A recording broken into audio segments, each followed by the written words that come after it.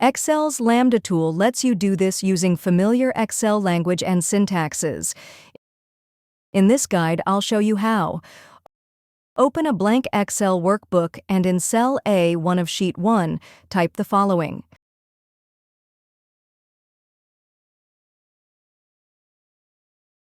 Now, press Enter.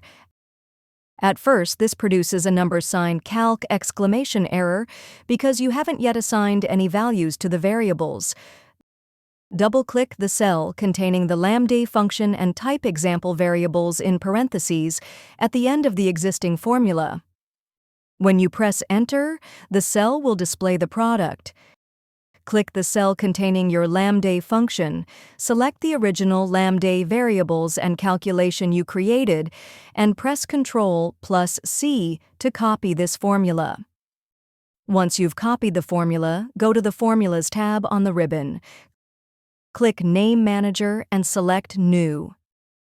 The New Name dialog box that appears is where you will formally define the new function that you can use anywhere within your workbook. When you click OK, you're ready to test this new function elsewhere in your workbook. If you found this video helpful, please click the like button and subscribe to our channel for even more helpful tutorials.